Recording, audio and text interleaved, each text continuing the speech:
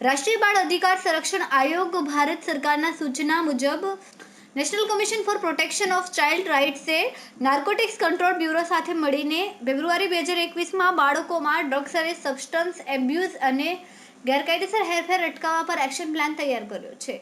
સબબ ડાંગ જિલ્લાના જે medical pharmacy store કે જ્યાં ડ્રગ્સ એન્ડ કેમિસ્ટ નિયમોની જોગવાઈ મુજબ H1X ડ્રગ્સનું વેચાણ કરવામાં આવે છે તે તમામ મેડિકલ ફાર્મસી સ્ટોરની અંદર તથા બહાર સીસીટીવી કેમેરા લગાવવા કોડ ઓફ ક્રિમિનલ 133 હેઠળ હુકમ કરવા સૂચના આપવામાં આવી છે. જે અન્વયે ડાંગ જિલ્લા મેજિસ્ટ્રેટ શ્રી મહેશ પટેલ દ્વારા પણ ફોજદારી કાર્યરીતિ અધિનિયમ 1973ની કલમ 133 મુજબ 6 જાન્યુઆરીના રોજ એક જાહેરનામું પ્રસિદ્ધ કરાયું છે.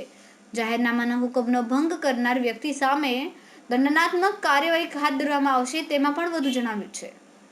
રિપોર્ટર રમેશ માહલાતે, હલકા ન્યૂઝ, ડાંગ.